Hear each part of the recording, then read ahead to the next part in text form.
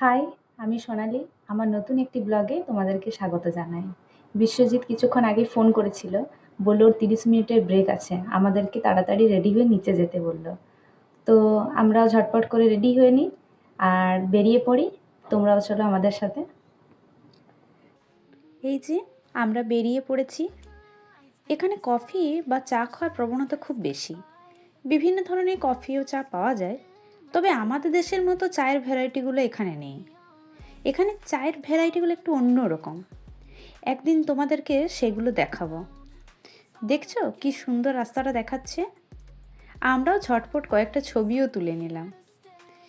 এই যে রাস্তাটাতে যাচ্ছি, এর বাঁ দিকে এটা ব্যাংক, আর এর উল্টো দিকেই ছোট দোকানটা হলো কফি শপ। তবে এটা ক্যাম্পাসের ভেতরে।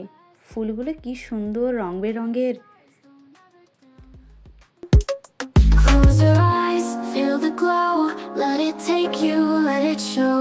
Neon lights, they call my name. এটা হলো স্টুডেন্ট ইউনিয়ন বিল্ডিং। এটার ভেতরে খাবার পাওয়া যায়। চলো আমরা রাস্তাটা ক্রস করি।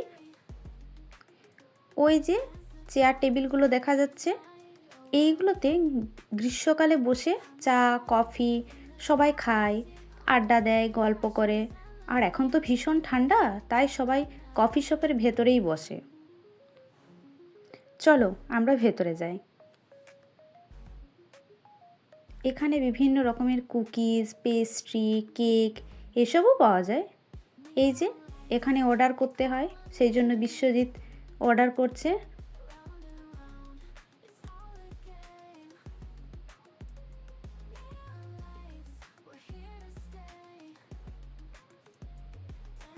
এখন আমরা ওয়েট করছি।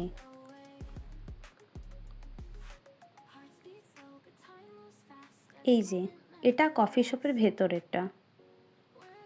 এখানে কফি তৈরি হচ্ছে, আর এটা কালেক্টিং পয়েন্ট। বিশ্বজিৎ এবার গিয়ে আমাদের জন্য দুটো কফি নিয়ে নিল।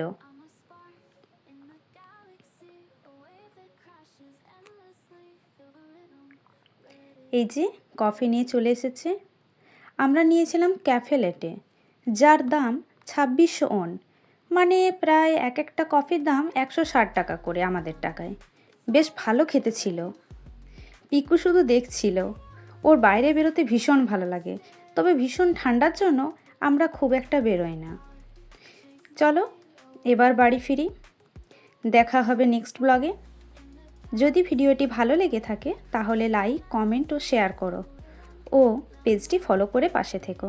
By bye, see you soon.